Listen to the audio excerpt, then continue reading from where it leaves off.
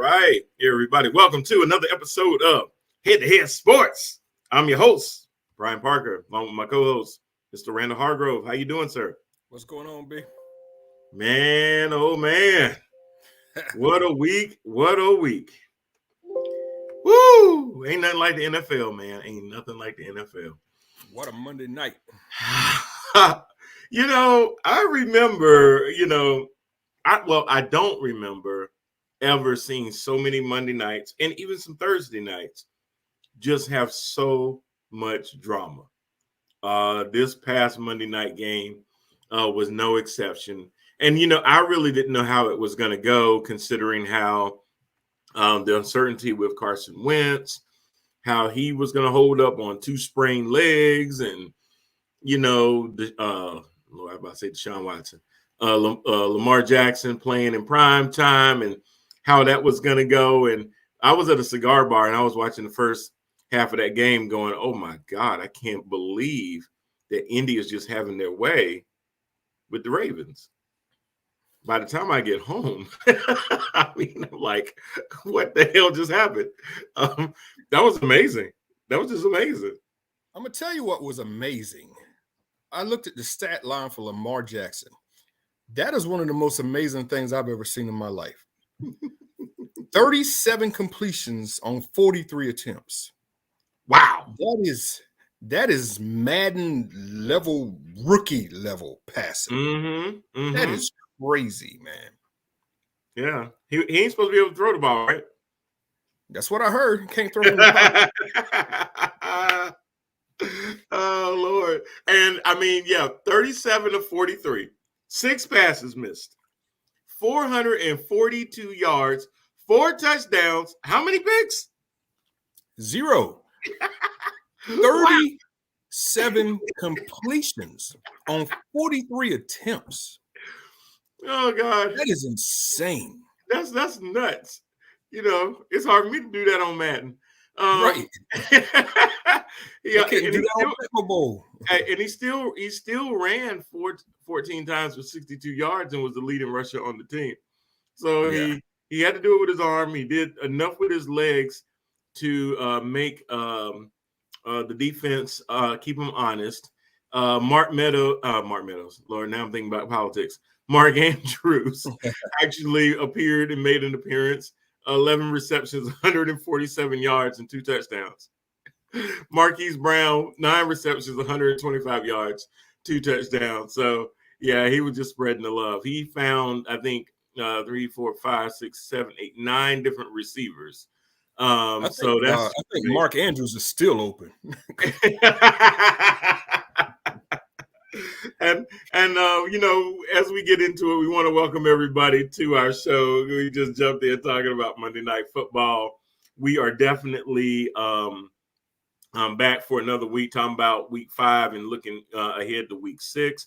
If you're joining us, you may be on LinkedIn, Facebook Live, or YouTube as well. The show also streams on our Roku channel on Empower Network. So if you don't have us added to your Roku device, what the hell are you waiting for? Add us in Power. And you can catch the show. You can catch our other content as well. And if you do have YouTube, please subscribe. We do like that. Also share as much as possible. Anytime these videos come up, if you are watching on Facebook Live or LinkedIn or YouTube, please share. We love the conversation. We have one of our faithful in. Good evening, bros. I know Randall got some Pittsburgh drama. And then commenting on Lamar Jackson, he still has to hold the ball with them fumbles. That is absolutely true. The thing that makes you great can sometimes be one of your biggest detriments too, is that your elusibility sometimes can, you sit there and you get careless with that ball, holding that ball out like that sometimes too. So yeah, he does have to work on make sure that ball security is always going to be key in these games. And a lot of times it comes down to what teams can overcome their own mistakes. A lot of teams this week could not get out of their own way, is why they lost the game more so than the team that they play, Carolina Panthers. God, man.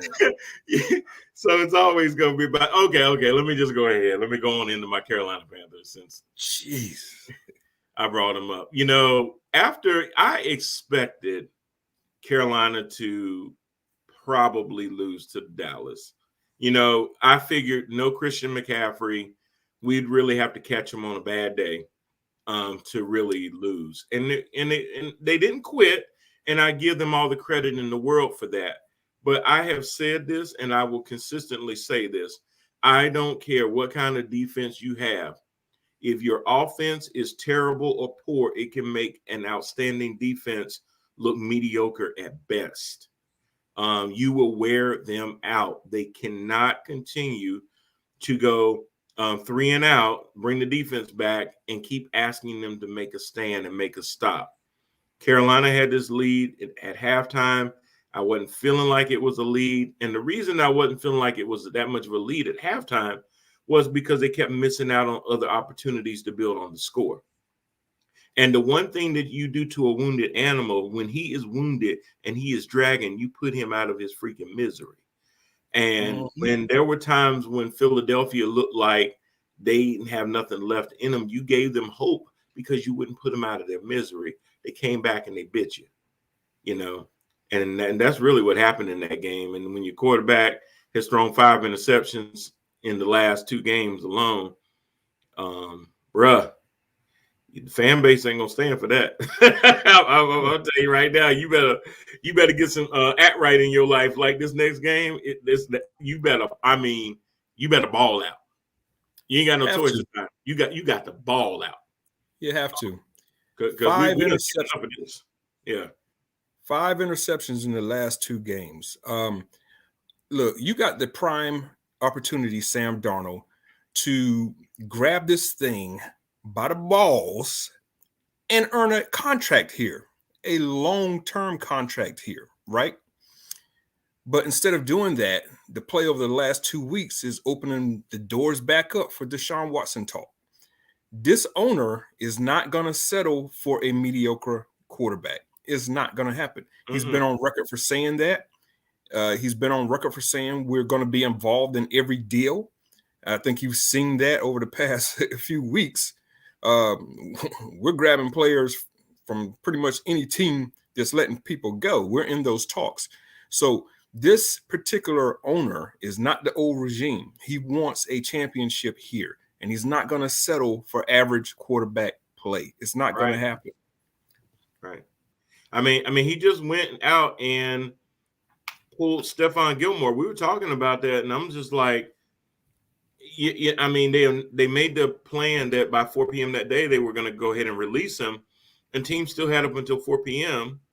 Close of the league day, I guess that is, to put in for a trade so it doesn't go in as a release.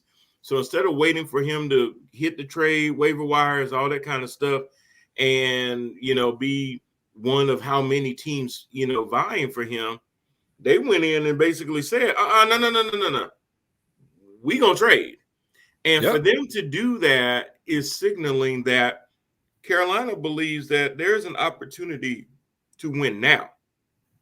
So what that just doesn't send a message to the fan base and to the defense, because it does to both, that hey, we're not okay with 4 and 12 last year. We're not going to be okay with the middle of the road. We want to win and win now. We see our opportunity right now. And you know why they see that opportunity?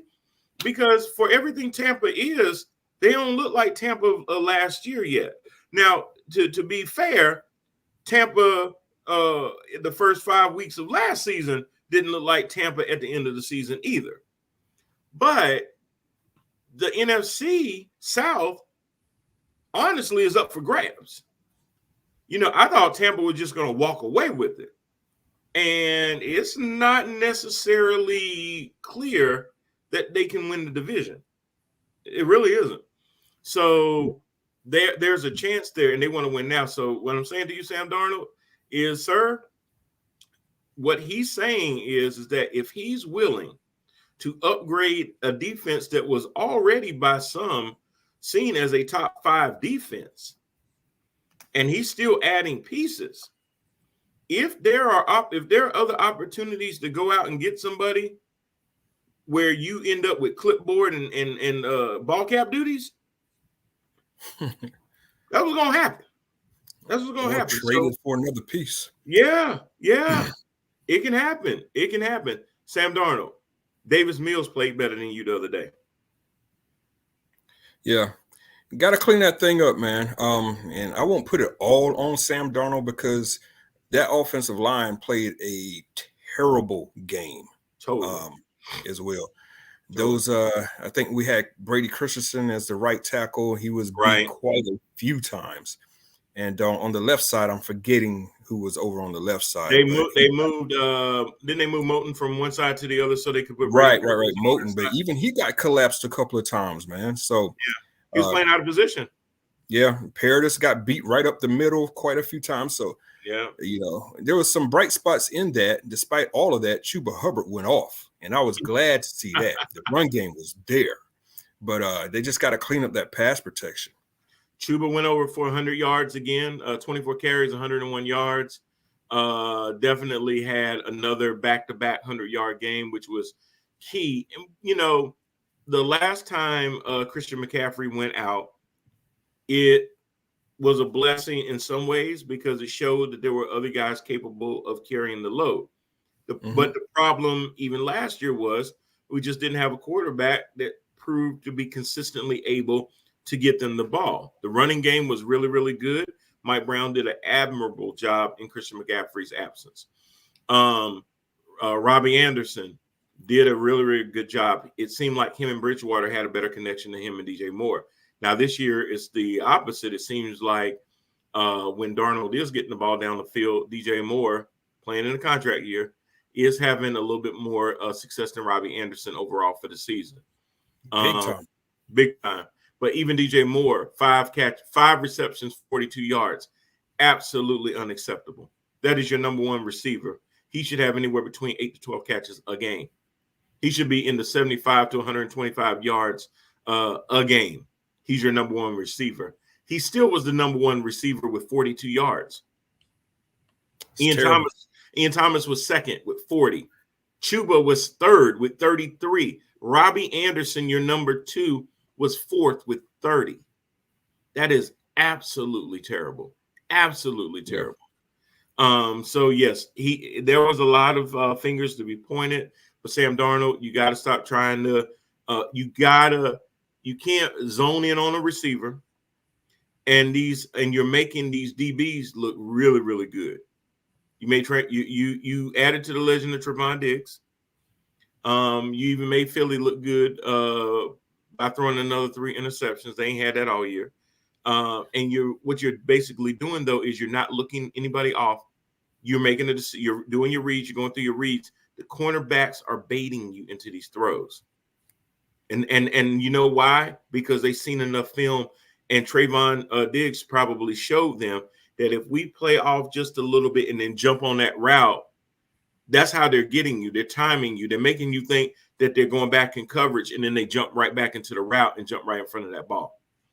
I've seen that too many times now. So they definitely have film where they're watching his tendencies and saying, okay, once he doesn't look us off, we know where he's going. He's going to drive that ball. And they just making a calculated jump on this, all about angles. And that's what he's doing. Hero ball, man. Yeah. Hero ball. I mean, if it's not there, please throw it into the ground, throw it away. The last thing you can do is try to make something there. Use your running back as a check back. Utilize your tight ends more. A lot of times your tight ends run these pick routes is what I like to call them now. They're more of a rub route where they do a quick chip, come around the other side of the defensive end, and they're in what I like to call no man's land because there's no one there that can get them, and they got a little bit of green grass. Gives them an opportunity for yards after the catch, at least 3 or 4 yards. So turn a lot of those 3rd and 3s into quick 1 and 10s because your tight ends really need to just be able to chip. But you got to be decisive. You can't, even though if you know your line is bad or bad that day, don't hold the ball. I mean, That's the one thing that you can't do is if they can't protect you, that clock has to go off in your head a lot faster.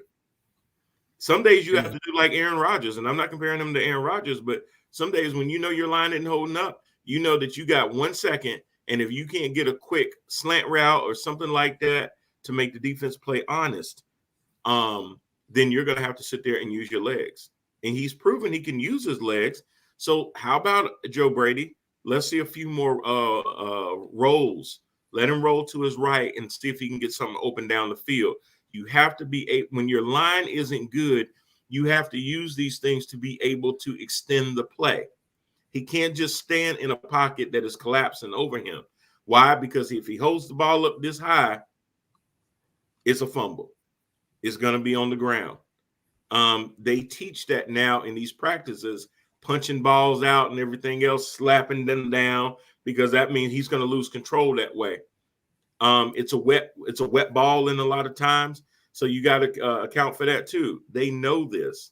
This is all about coaching. So Matt Rule, we got to work on that. If the offensive line ain't going to hold it up, do some rolls, do some reverses, do some things to make the secondary and the defensive backs pause and everything. Make sure that they think that they see what they see. There's a lot of different things that you can do, and you have to get creative when your offensive line isn't really holding up their end. Yeah, I'm hoping that when Irving comes back, it'll stabilize things a little bit on that left side.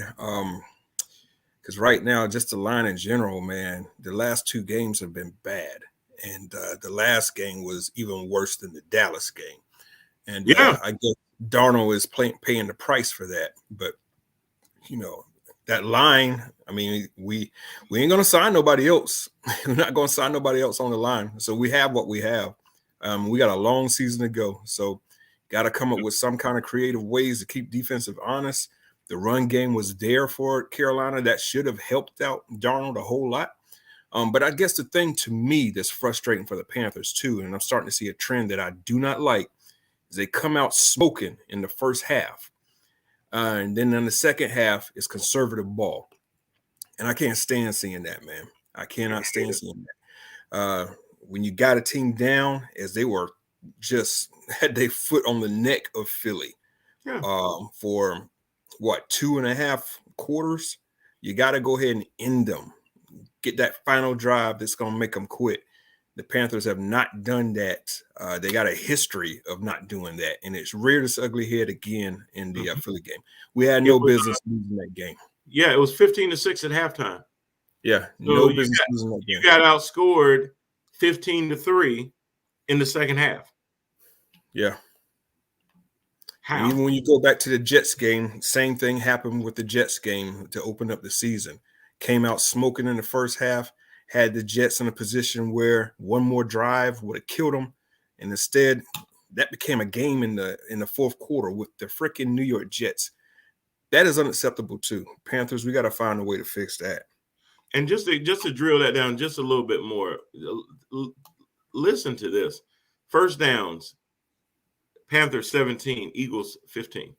Third down efficiency, Panthers 5 out of 15. Eagles 4 out of 13. Neither really had a good fourth down efficiency, 0 for 0. So they didn't even go for it on fourth down.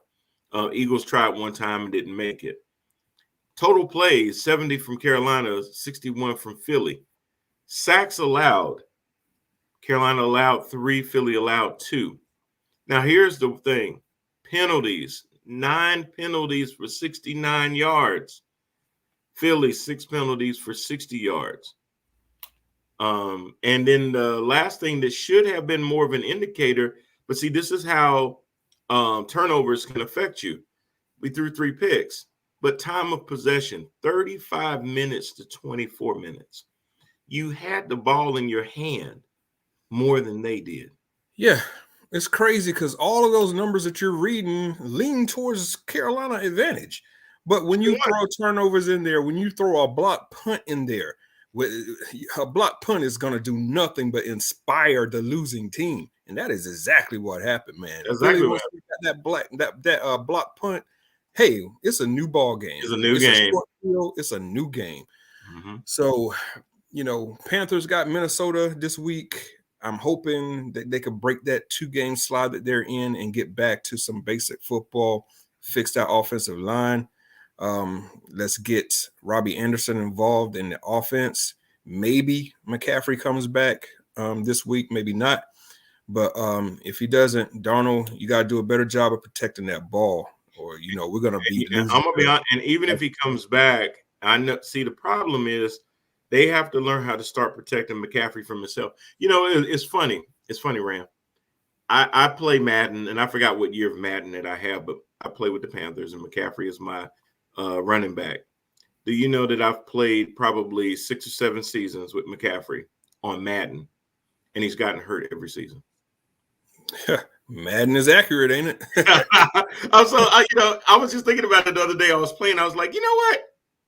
He's never lasted a full season either. So a lot of times I'll play those preseason games and I won't play him, or I'll just throw the whole game so he won't run and get hurt, because he'll get knocked out of bounds and then it'll say injury timeout. And I'm like, oh my God.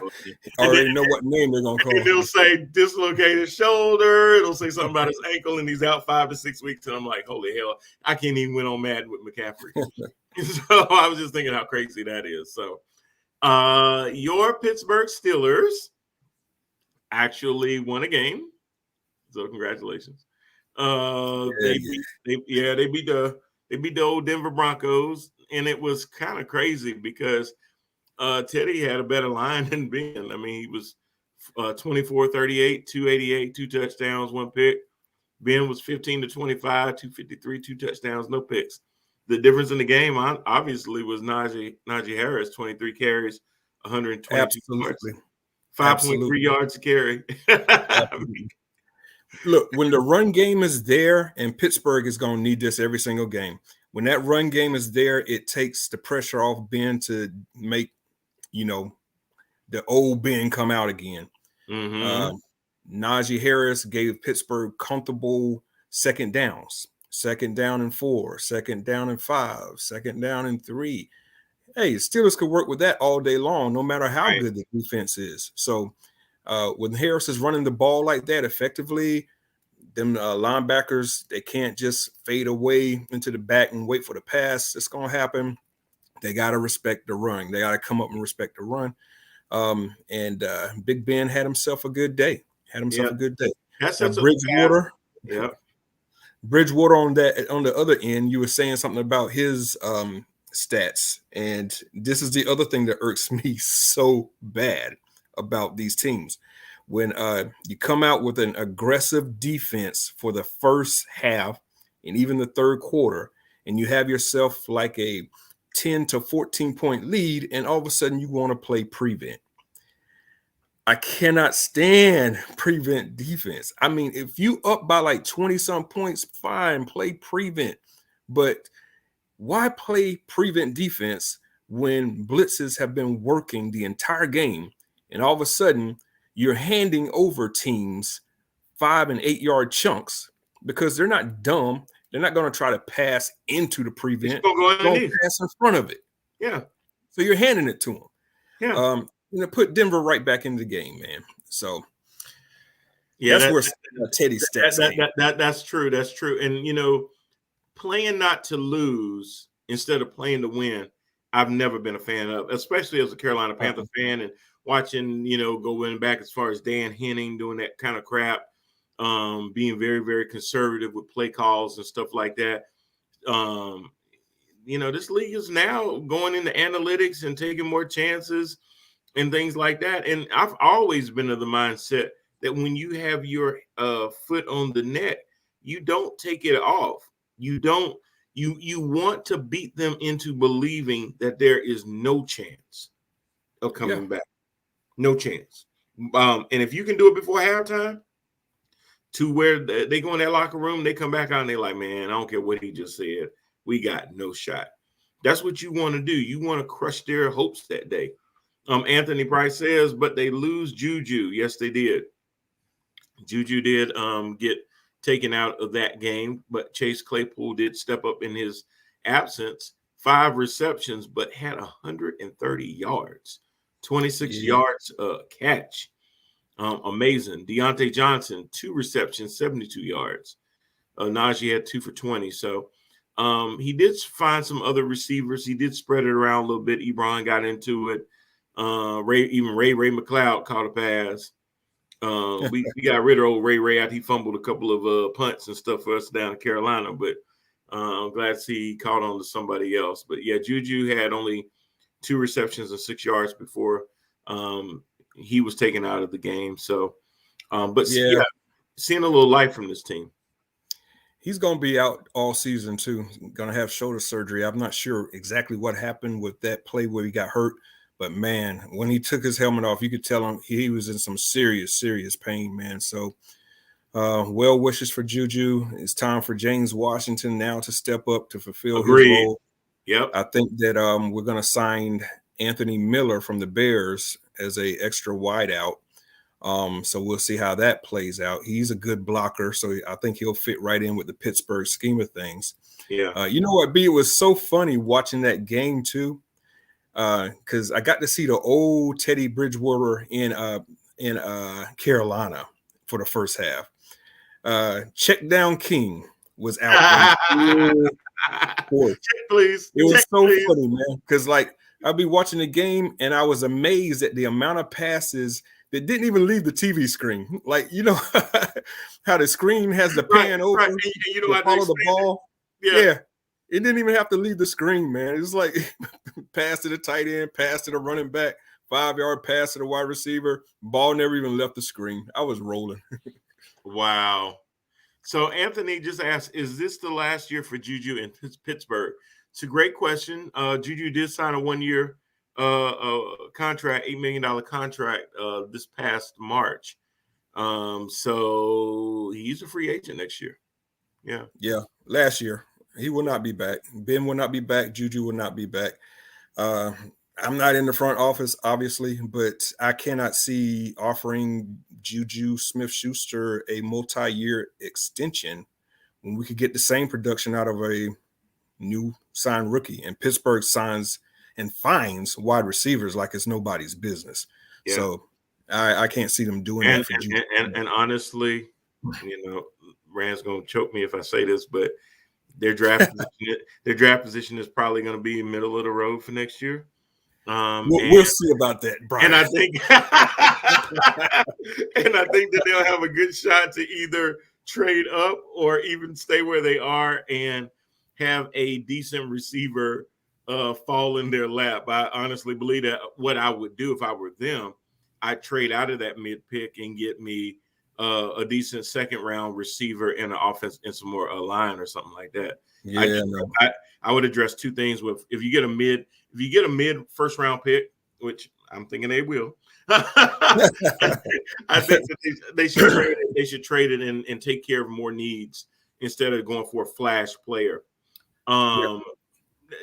You know, I know this is sometimes a tough call because sometimes you got to get that guy, you know, if it's a guy that you really feel like, but unless there's a quarterback that falls to you like that you think is going to be a franchise quarterback, then that's totally different. But if it's not going to be, I don't even know who the top quarterbacks coming out this year are other than Sam Howell is probably going to be one of them. Yeah, you know what, man? We are like right on the same wavelength again, brother, because like I was thinking about this earlier, and I kid you not, promise to God, I was thinking about it, who Pittsburgh's first draft choice should be, and I think it should be an offensive guard. I think their opening draft pick should be a offensive guard. Yes, sir. A lot of people will not agree with that, but hey, man, it's needed. It's needed. I mean, if you're saying Najee is our guy, yes, you got to do that because you gotta understand. If you're a Pittsburgh fan, you got to understand this. Ben Roethlisberger is an institution, and when he goes, your contingency plan of either Rudolph or Haskins, even if you go that route, neither one of them is going to be anything near what you're losing in the best years of Ben Roethlisberger. So you don't want to put that much pressure on that quarterback to have to play hero ball because you know that they'll crack. So you need to invest in your line so that your stud running back can do what he does to take the pressure off of that quarterback to have to do that. so that they can grow, develop, or you do find that other person. Maybe Yep. you bring in a veteran next year, do like a Fitzpatrick kind of thing, and bring him to you. Find the guy that you really like. Exactly. Maybe you mend it that way. If Fitzpatrick had a good offensive line and Najee Harris is running back, I got no problem with that. Yeah. I got no problem with that. I don't know if it's Fitzpatrick, but something like that, where Yeah. you find a bridging quarterback, not Bridgewater though, but a No. bridging quarterback, so that you can start to find you your franchise quarterback. It can take years to find a franchise quarterback. At Chicago, never have. Right. Yeah. You know, so you can't just always assume just because you've had one for so long. You know, you don't know when the next time you're going to have a franchise quarterback. It just doesn't happen like that. These guys may look good in college, and then you put them in situations and they don't pan out. I can think of a lot of quarterbacks that came out and we thought so much was, going to be in the future for them, and they ended up fizzing out. So finding that franchise quarterback may take time, but finding you an offensive guard, that you can do. Yeah. You already got a stud running back. Get him Mm-hmm. help somebody help create some holes and stuff like that. Get a solid line that can work together for the next couple of years so that they can create those holes and those gaps. Once he hits that hole, he's gone. So that's definitely the way you should go. I totally feel you on that one. So Yeah, a lot of Pittsburgh fans are not going to agree with that. They're not going to no, find it sexy. They want nope. that shiny new wide receiver, that shiny new quarterback, blah, blah, blah. But like you were saying, those things take time to find and to develop. I would go the route of plugging in a guard that's ready to play day one and let him blossom with the rest of that rookie line. That's what's needed for Pittsburgh right now. So a lot of fans ain't going to hear that, but I'm telling you, that's the thing that's needed. That is the thing that's needed. So what would you say if I told you that there is a 44-year-old quarterback that is leading the league in passing yards?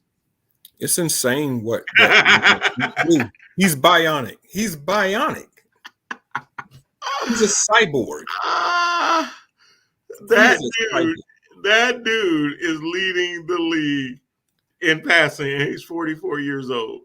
And I always say this: I'm not a Tom Brady fan, but I respect what the man is doing. You want to hear another crazy stat I heard? What's that? Brady is the NFL record holder for the number of touchdown passes after the age of 40. Yes. He's somewhere in the range of like 160 to 170 touchdown passes after the age of 40. You know who's number 2 on the list, or where number 2 is? Not even at 50 touchdown passes. Insane. That don't make no sense. Yeah. That don't make no sense. And all he did last week was he threw 41 times and hit 30. Threw for 411 yards, 5 touchdowns, and no picks. The hell out of here. Oh, the hell out of here. And his leading receiver was one AB, Antonio Brown, 7 receptions, 124 yards, 2 touchdowns. AB got him. Yeah, AB's looking at Pittsburgh right now and looking at the Raiders right now, and he's like singing that Cool Mo D song that we were talking about last year. I can like me now. Bling, bling. Oh my gosh. AB looked like the AB of old, running out there with them cats. Mike Evans put up 6 receptions for 113. He also had 2 touchdowns. Gio Bernard from my great school of North Carolina put up 2 receptions, but also got a touchdown as well. So good to see him back after he had a little tweaking of his knee the game before that. So he was able to come back and contribute to the team as well. Of course they were playing Miami, and it was kind of close for a while. And then I think Brady just said, bump this, and he just did what he had to do. He just kept his foot on the gas as well and just took care of business. But the main thing is to see this man throw for 411 yards, 30 of 41, 5 touchdowns, no picks, leading the league in passing with 1,767 yards, 162 yards more than the second place person, which is one Mr. Derek Carr. At the same time, Brady has already thrown for 15 touchdowns, to 2 interceptions, quarterback QBR of 108.5. When you sit there and you look at some other things that he's done as a 44-year-old quarterback, stats that pop out to me is passes over 20 yards, 27, passes over 40 yards, 2, longest 62. At 44 years old, that's arm strength. Yeah, that arm strength has not died at all, not at all. I mean, that was the knock on Drew Brees' last couple of years, is that it was more he beat you with his head more than he could beat you with his arm anymore. Yeah. Tom is doing it with both at 44.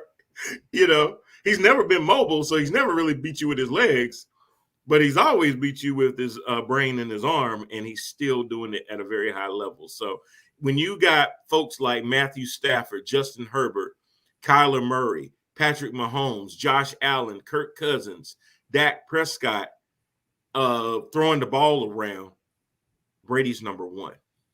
Dak Prescott by far is a great passer, and he's 2, 3, 4, 5, 6, 7, 8, 9. He's 10th on the list.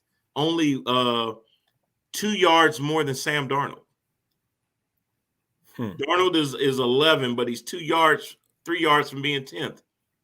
He's actually right behind Josh Allen. He's only 4 yards behind Josh Allen at 9.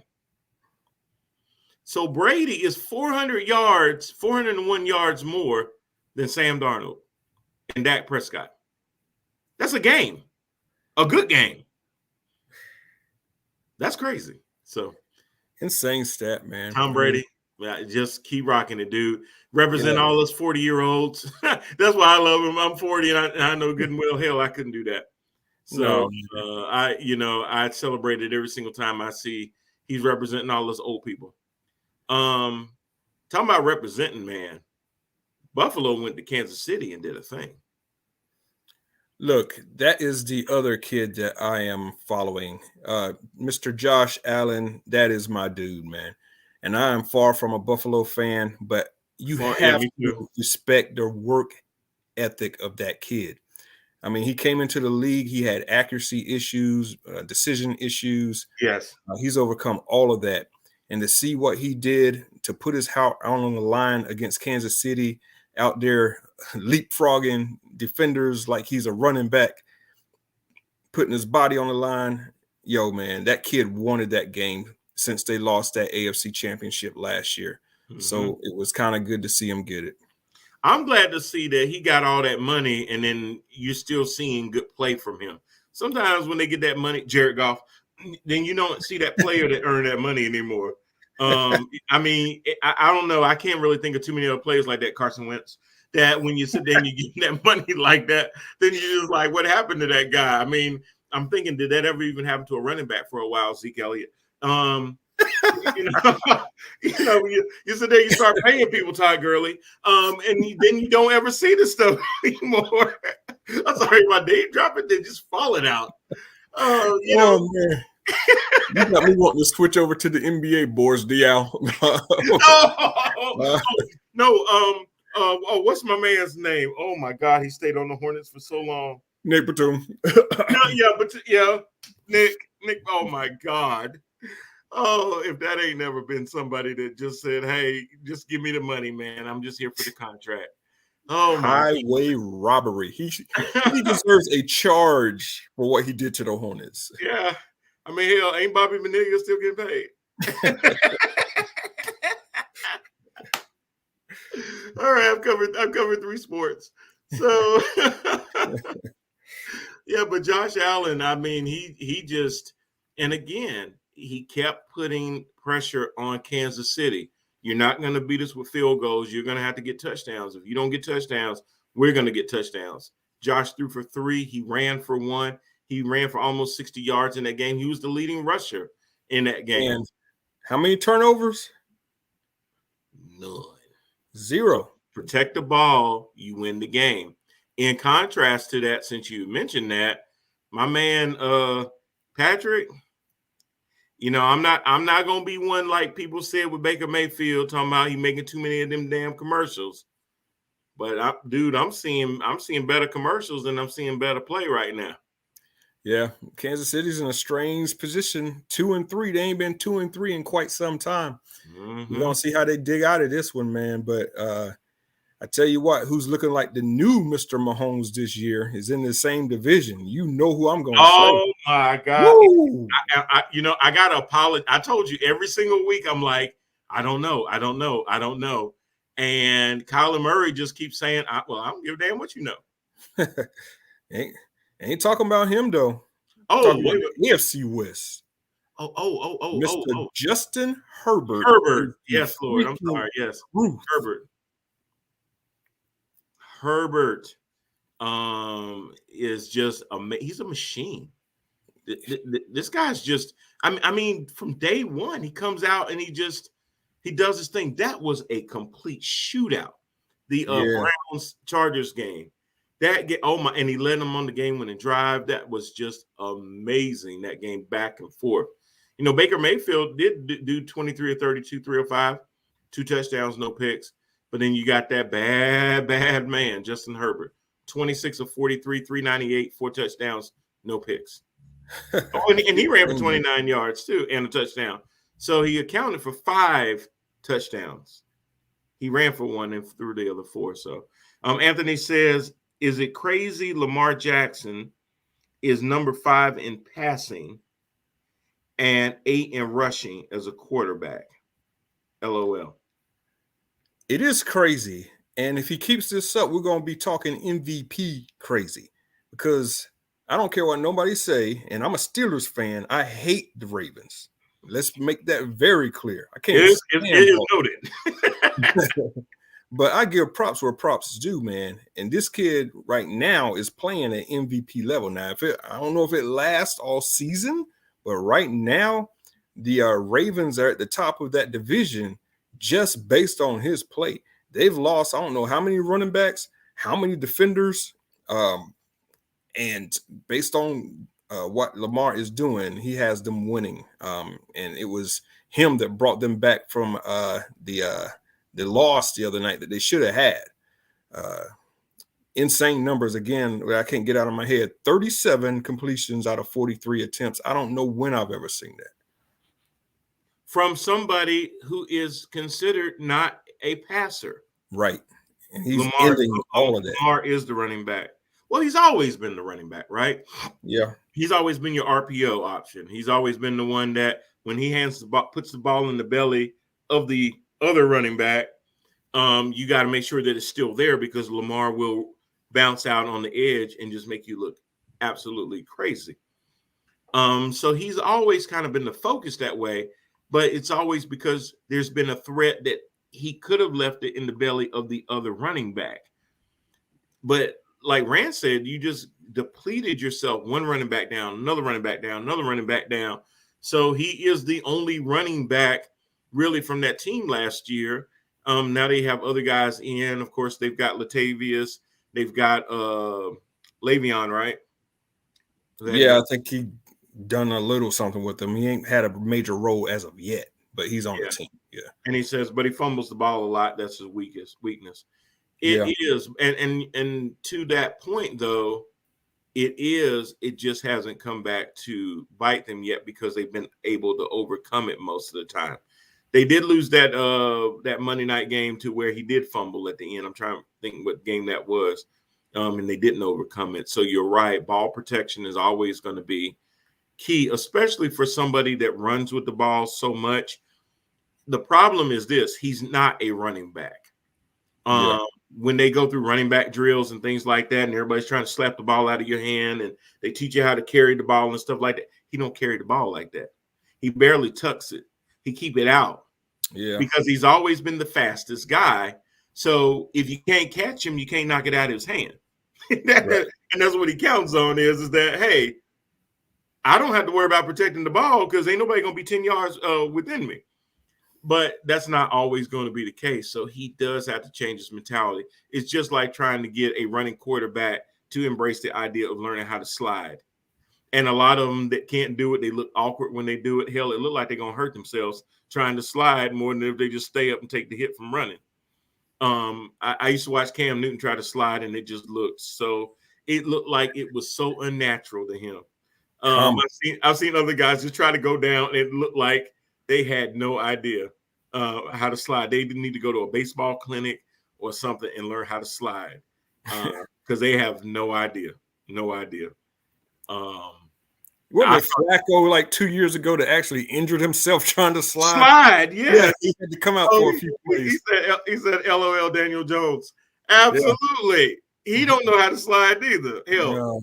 He tackled his own damn self, So that's another thing. Oh man, but yeah, definitely Lamar Jackson is paving the way. I'm glad he's breaking the mold because so many people said, "Hey, it's his contract year." And he needs to prove this. And when I hear that, I keep hearkening back to Dak. What more,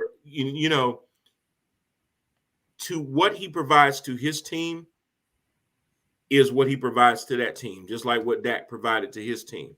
We talked about this last week. Yes. When it's time to pay him, you don't say he's not Justin Herbert. You don't say he's not Josh Allen. Yep. You don't say he's not Kyler Murray. Lamar, what more does that man have to do for your team to show you that?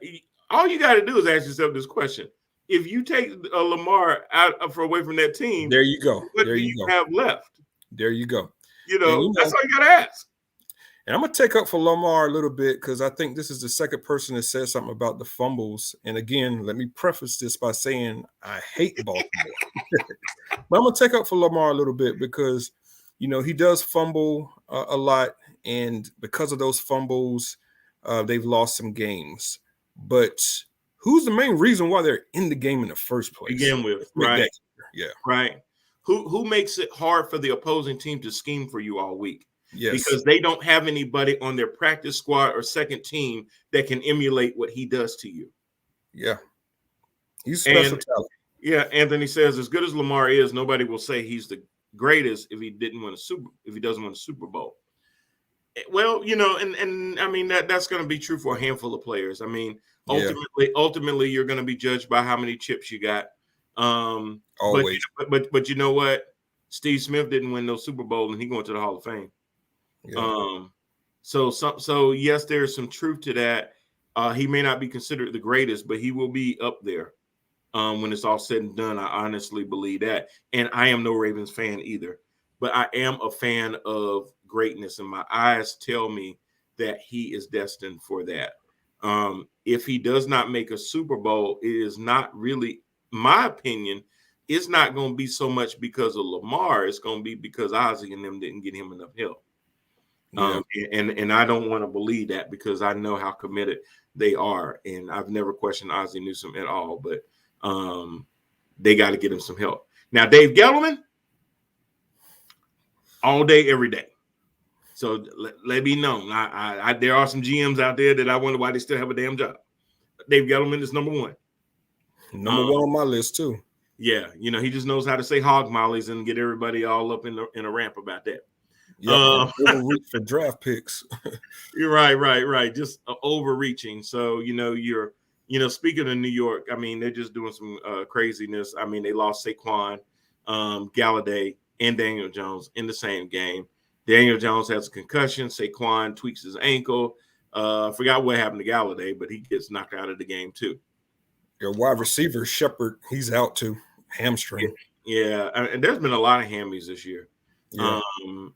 I don't know if this is a conditioning issue. I don't know if it's not playing preseason game issues, but there's a lot of hamstring issues going on this year. So that was definitely a game. I was hoping, and I was glad that the Giants. I was hoping that the Giants would win that game. Not so much because they were playing the Cowboys. Well, yeah, it was all because they were playing the Cowboys. Let's just keep it real. Yeah, I mean, okay. And they gave him a game for a while, and people are going to harp on that. But the Cowboys did what they had to do. Ezekiel Elliott for the last two games has, people are kind of using this too liberally. Looks like the Zeke of old. I'm not there yet, but he did look decent. The sleek Zeke. looked like sleek Zeke looked like he'd been hearing people talk about Tony Pollard was the more dynamic back. And Zeke is trying his best. Whatever motivation, I thought that contract they gave you would have been your motivation, but obviously they had to tell you that somebody fatter than you was actually looking better. So, whatever, dog, whatever. But he got to eat and all that kind of stuff. And Dak didn't have to throw as much. He only threw for 302 yards, which for most quarterbacks, that's a really good game. For Dak, that's very pedestrian. Anthony, ain't Saquon always injured every year? Plus, Daniel Jones still trying to hit a hit stick on Madden. That's what it looked like. Saquon, well, I can't say Saquon is hurt every year because honestly, his injury is a continuation of the original injury, right? It's just carrying over into this year. If you ask me, anybody looking at Saquon this year no one would have said, hey, it looks like he's totally over that injury. No, you're right, man. He came back too soon. Yeah, and the problem is because until when you're a running back, you got to be able to trust your legs, and it never looked like in any of these games he felt confident with his legs.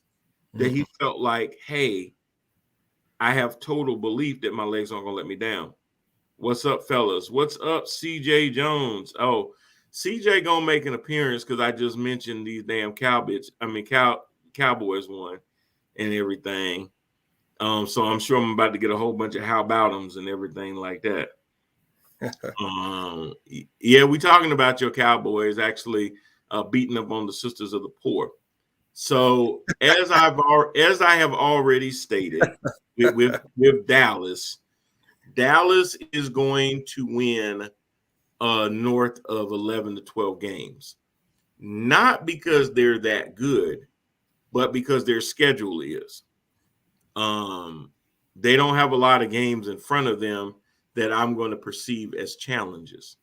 That's just the truth. Their next game is going to be in Foxborough against the Patriots. Mac Jones? No. They going to beat you down, brother. They coming for you. Trayvon Diggs, minimum 2 picks. Unless you run it a lot. And Belichick may take the ball out of his hands because that defense is going to come at him. Then they go to Minnesota. That could be a shootout. That could be Kirk Cousins and Dak Prescott going toe to toe. I can see William Jefferson going off. I can see Amari Cooper going off. I see that going back and forth. I have no idea. Then the Broncos come to town. I think that's a win. Then the Falcons come to town. That's a win. Then they got to go to Kansas City. Well, if it looked like the doo-doo that I've been seeing Kansas City play, they're going to blow the wheels off Kansas City. And I wouldn't have said that earlier this year. Then the Raiders come to town. I don't think the Raiders can keep up with them. Then they got to go to the Saints. They're going to beat the Saints. Then they play Washington. They're going to beat Washington. Then they play the Giants. They're going to beat the Giants. Then they play Washington football team. The next competitive game that I see them playing is January the 2nd against the Arizona Cardinals. Yeah, I'm hearing a cupcake schedule for real. It is cupcake. And then they end with the Eagles. I only see them losing 1 or 2 more games. Yeah. And the thing with the Cowboys and us Cowboy haters, I don't think Cowboy fans understand it's not about what y'all do in the regular season. We don't care about that. We don't care about that. It is what happens in the playoffs. And that is where y'all got to kind of break that streak and break that what's been happening since the 90s. Anthony, bro, I hear you. And most of the time, I would agree with you. We will never know. The NFC is wide open. Anybody could win. No. Not this year. Nobody thought Washington was going to win last year. Okay, so that was last year, and the Cowboys did not have Dak. Had the Cowboys had Dak, Washington, let's keep it real. I know you're a Washington fan, but let's keep it real. There is nobody on here that believes that if Dak Prescott had been available for every game last year, that the Cowboys wouldn't have won last year. Now, you got to understand something when I say this, Anthony. as much as Randall just told you how much he despises the Ravens, I am that times 10 when it comes to the Cowboys. So for me to even acknowledge the fact that I believe that they could win something, that winners would be attached to their names, they would have easily won the NFC East last year. Easily. There's no question in my mind. There's no question in my mind about that either. I picked them to win last year. What made that even competitive last year was their franchise quarterback was down after by the fifth game. And then he said, Cowboys always show their true colors during the winter every year. That is normally true. I agree with you that normally by December, they're already mathematically out of it. Because they implode and normally they shoot themselves in the foot and everything else. And that could still happen. But if it does, it will go down as the greatest implosion in the history of the NFL ever, because nobody could lay out a better schedule for you than this mess. This is almost criminal, the schedule that they have in front of them. Look like Alabama's regular season, don't it? I mean, it's like somebody just basically said, here you go. And I mean, my God, they are playing nobody. Arizona is like the only thing left, and that's in January. So they got all these games are like scrimmages. CJ, I told you I'm a realistic fan. Well, it helps when your schedule look like that, CJ. You can't be realistic. I mean, listen, if you say something enough times, eventually it's going to be true. Y'all say every year y'all going to the Super Bowl. Well, this time you actually got a chance. I still don't believe it. But if you say something enough times, eventually it's going to be true. Like they always say, a clock is always right at least twice a day. It ain't because the clock work. So I'm just telling you, it ain't because your Cowboys the greatest in the world. Look at this schedule. Look at this schedule. He said, "Who?" Yeah, man, y'all got a bunch of nobodies, man. I'm just letting you know. And that's okay. And that's okay. You know what? That's how it bounces. I'll give them their props because you play your schedule. You win the games you're supposed to win. And then the challenge is to try to win games that nobody expects you to win. It's easy enough to beat up who you're supposed to beat up. It's the ones where it's going to challenge you, overcoming adversity, being able to do those things. Those are the games that I would really like. Now, I'm going to tell you why I'm afraid a little bit. I'm not afraid for Cowboys. But what would scare me as a Cowboys fan, playing that many cream puffs in the regular season may sit there and not allow you to work on things you need to work on for the next season to the playoffs. It's kind of like when I used to watch Duke basketball beat up on everybody in the regular season, and then some unknown tear them apart in the NCAA tournament because they weren't used to being having to come back from behind, and their best player goes down and overcoming things like that. So a lot of times they could overcome it because they always had Rat Coach and other people like that to sit there and get them through. Rat Coach. I'm sorry. It's easier to say in Krzyzewski, but no, I'm just kidding. I just like saying Rat Coach. But a lot of times when teams are cakewalking like that, we say the same thing about the Patriots when they had Brady. You say what same thing? Now, that ain't even the same, and I'm going to go ahead and tell you why that ain't the same, CJ. Most years, the Patriots, what made them special was the fact, yes, they had Tom Brady and Bill Belichick. But I'll dig deeper and say what made the Patriots about having cream puffs. No, sir. Well, okay, their division was weak. Yes. So that was an automatic 6 games a year. True. However, name top running backs that they had. Name top receivers that they had. It's only a handful. Yeah, everybody's going to say Randy Moss. Give me somebody else. They won a lot of these Super Bowls with guys that Tom Brady made the name on the back of those jerseys. Absolutely. Ain't nobody ever heard of them dudes. Wes Welker, Justin Edelman. What have they done with other clubs? Amendola. Yeah. Amendola. What was he with the Rams? So, I mean, I hear what you're saying, But the problem with Dallas is that even when you guys are bad, you think you're going to win. Patriots fans, they could be like that too, but they're not that obnoxious. But what Tom Brady did more with less than damn near every other quarterback I've ever seen. I have to agree with that too. I mean, Dak has Schultz, Lamb, Pollard, Elliott, Cooper. What's my man name that got hurt? Wide receiver. Yeah. I'm forgetting his name, but he's a hell of a number 3. Yeah, he'll be back. So he's got all of those. He's got all of those. You tell me a year when Tom Brady had all of that I just named and a good defense. He says, now we have a good chance. No. You mean to make the playoffs or to win your division? So, okay, so here's the thing, Cowboys fans. I'm going to concede that you're going to win the NFC East, provided that Dak Prescott stays upright and does not get hurt. I will concede that. But I will not concede that you will win the NFC conference. If you do not win the conference, then you will be one of 6 other teams having to play wild card weekend. Anything can happen. That's a brand new season. The records are 0-0. It don't matter if you win 13 games in the regular season. If you don't win that first game, you don't go to the next game.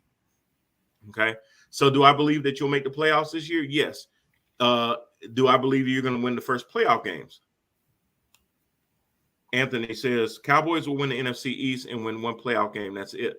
We don't even know if they'll win one playoff game, Anthony, because it's going to depend on who they're matched up with. What if they're matched up against somebody in the NFC that they haven't played all year? We don't know how they're going to play. We don't know if they're the higher seed or not. Do they play in Dallas?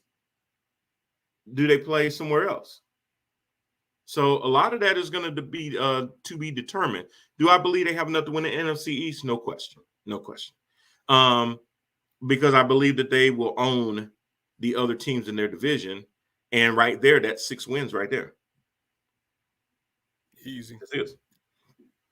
So, yeah, I mean, so Cowboy fans, listen, y'all don't realize how much it hurts me to talk about the Cowboys this long and say good stuff about them. So I want to talk about something else to get ready to end the show, because that's just crazy. Y'all made me talk about the Cowboys that long. Y'all just broke my heart. So as we're watching Monday Night Football, the news finally comes out that Jon Gruden has been released or resigned or fired or whatever you want to call it, told to get the stepping from the Las Vegas Raiders. Rand, hold on 1 second. I will be right back. I hate to do this, but I got to.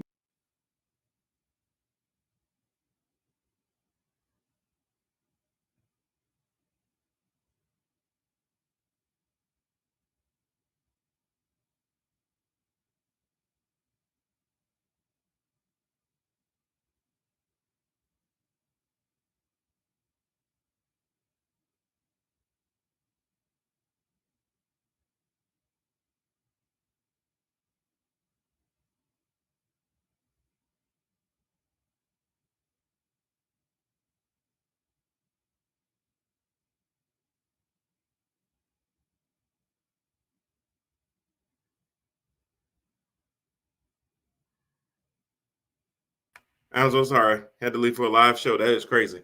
Okay, so Jon Gruden is gone as the Raiders coach due to some emails from the past that came up as part of an investigation into the Washington football team and some things that they're going through, where there were some crazy comments that Gruden had made over the years. And when it originally came out, and it was just one that did not look well about DeMaurice Smith, the head of the NFL PA, it seemed like it was going to be a one-off. And then it just came out, more and more things were said. And, I was a little upset that, normally when people get caught with something, and I always hate this, when they put out stuff that comes back and is racist or whatever, first thing somebody say is ain't a racist bone in my body. And I don't know if there is such thing as a racist bone, but I know there can be a racist tongue. So I don't know about his bones. I ain't seen his bones.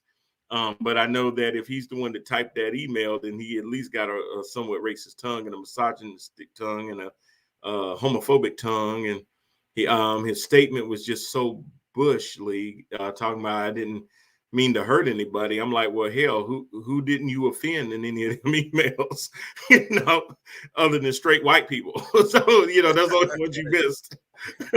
Everybody else, you pretty much did a number on. You got the black folks, you got the LGBTQ community, you got women. I mean, hell, who else was it? Martians. You got everybody else. You got everybody else. So I'm glad they made the swift move. I almost feel like the Raiders probably were glad that something like that happened, because that whole $100 million contract that they signed him to that could go up to 118 once he hit bonuses was just ridiculous on its face to begin with. And it was never going to pay off in the form of multiple championships. So, maybe that was just their way of, not their way. I mean, he obviously presented the opportunity, but I think in retrospect, they're going to probably be glad that there was an opportunity to get rid of him. So. I don't know. I think this generation looks at Gruden as the face of the Raiders right now. So for this to happen is crazy. Our generation, of course, it was Al Davis, the face of the Raiders. But these young cats really don't know anything about that, and they don't care about Mike Davis. Yeah. But for the face of this organization, it was Chucky, Mr. Chucky, and the Raiders, man. I think that's why they gave him that 10-year deal, which is insane to do that for a head coach. But I think that's part of the reason why, because he was an institution. So it kind of just is crazy to me how superstar athletes and high profile entertainers don't think before they hit send. And they don't think when they're typing something out and hit send. I have a regular everyday job, man. I don't even make $100,000 a year. Okay. Let's just put that out there. But I make enough to keep me comfortable. Mm-hmm. I'm not going to put anything on social media that's going to risk me losing that. So it just amazes me that these multi-millionaires and cats sitting in high positions, they don't seem to think or care about that, what could be taken away from them. It's hard to see somebody hurt themselves, and that's what happened to Gruden. Yeah, he just, and Anthony said it best too. He's stupid to do it on companies' emails. Plus, he was thinking word for word while he typed it. Plus, he got cut from the Ring of Honor and lost his sponsors. But see, Anthony, this goes into a whole nother conversation that I normally have on my head-to-head main show about entitlement and privileges and things like that. And there's a lot of that mixed into it too. Because a lot of times certain folks believe that they can say things without there being any kind of repercussions. And in this day and age, a lot of them acting more and more surprised. They can use the term cancel culture all they want to and things like that. I don't necessarily subscribe to it being cancel culture as it being called accountability, and things that may have just been coarse language years ago is at best unacceptable now. The things that you think you could have said in a locker room 10 years ago, you can't say now, just because our culture has changed and evolved. So a lot of the older people have not accepted that and gotten into that and believe that, hey, I'm a grown man, I can say what I want to say. You can, but there are now consequences with that. And a lot of them are starting to find out that you can't say those things. How can you be a leader of a team that is predominantly Black and you talking about somebody having some Michelin-sized lips? How you gonna sit there and be around females and other sponsors and everything, and you talking about females? How you gonna sit there and be around folks that may not be LGBTQ, but may have that in their family? Right. and you say insensitive things about that. So the times have changed, and a lot of people don't want to change with those times. Hell, the NFL has changed. How many women referees are we seeing now in the NBA and Yes, on the sidelines of the NFL making those calls? I think it's to sports be is all applauded. about inclusion now. It really is. I Yep. mean, those things are great. You're starting to see females coach men's basketball. Yeah. I don't have a problem with that. You Yep. know, you see Becky Hammond being an assistant coach with the Spurs. That is awesome. All Yep. those opportunities are opening up. So when you have somebody like a Gruden who is now really showing you that the past is still in the present, and the past has a hard time sometimes of letting go of the things we used to do in the past. Yeah. But because things have been let go from the past, is why I'm actually in front of you today. Because if it hadn't been let go, there would be no head-to-head sports. Or it would be these two guys doing it. It'd be Eddie and Harold, you know. So, just keeping it real that, things have changed. That's why when, people talk about things, don't affect sports and things like that, things always cross connect and things like that. And this is just one of those things where society has changed its expectations of the way that we conduct ourselves. And some of us have not adapted to that. And this is what's going to start to happen. He got pulled from the Ring of Honor in Tampa. Yeah, he's going to lose a lot more than that. I mean, this guy, he was set up for the future, but all of that's out the window. He will never coach in the NFL again. And look he how will fast. never have another broadcasting job again. He's going to ride off into the sunset and have some home out in Arizona somewhere. That's what his future is. And it's all because of what Anthony said. He's stupid to do it on company email. It was the dumbest decision ever. I don't care what you say in the comfort of your own home, as long as I ain't subjected to it. But once you put it out there on social media, once you put it out there in email, it ain't ever going anywhere. Right. It lives forever. You got to think about that. Yeah. And I mean, that's something that I've always said to my kids. Hey, make sure that what come out of your mouth is what you want to be remembered by, because once it's out there, it's out there. Yeah. So you got to be careful. Don't let nobody sit there and put you in a position to then have to defend something that you said a long time ago, because people will remember you for those things. And it's harder for them to look at you, who you currently are, and accept you for anything different. So you got to be careful with that. So on that note, week 6 is coming up. There's some teams now that are going to have byes. So we've got a couple of games this week. Starting tomorrow, we've got a bloodbath going down in Philly. The Tampa Bay Buccaneers bring their talents to the Eagles.